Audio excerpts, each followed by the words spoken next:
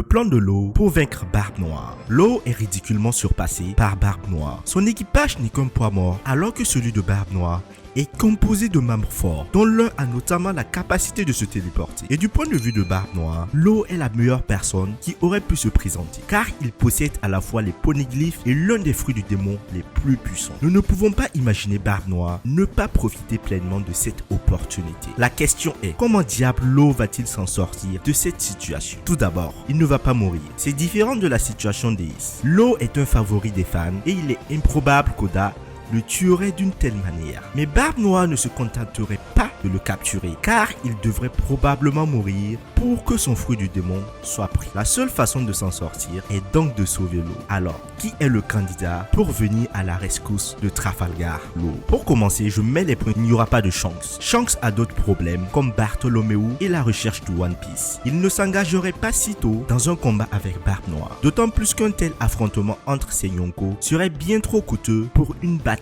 qui ne concerne même pas le One Piece. Il s'agit de deux des personnes les plus fortes du monde à l'heure actuelle. Cette bataille serait plus importante que celle entre Luffy et Kaido. Il n'est pas logique que Shanks s'engage dans cette bataille pour Law. Il serait difficile que Shanks soit encore dans la région. Il faut aussi mentionner que les deux se rencontreront à nouveau, mais plus tard. Il n'y aura pas non plus Weevil pour venir sauver Law. Alors Weevil est un idiot et je ne pense pas qu'il puisse tenir tête à Barbe Noire. La profondeur de son lien personnel avec Barbe Blanche reste à voir. Même s'il se montre pour se venger, Barbe Noire est puissant. L'équipage de Barbe Noire est suffisant pour écraser Law et Weevil ensemble. Alors les amis, qui va se montrer? Si Weevil et Shanks ne sont pas des candidats, peut-être il y aura un candidat assez potable et assez puissant pour aider Law. Peut-être que Law pourrait tendre un piège à Sword. Rappelez-vous, il y a 2 chapitres, comme Sword a dit, nous ne pouvons pas contacter Drake alors qu'il était juste à Wano. Il semble clair que lorsque le raid s'est terminé, Law a soigné Drake qui était dans un état critique. Drake a ensuite raconté à Law ce qui s'était passé à l'extérieur avec l'enlèvement de Kobe par Barbe Noire et comment le Sword avait été informé par Kuzan que Barbe Noire allait chasser l'un des 3 capitaines sur l'île la plus éloignée. Donc Law et Drake ont créé un plan pour piéger Barbe Noire. C'est pourquoi Law est si confiant à la fin du chapitre 1063. Sengoku et Garp sont probablement déjà là.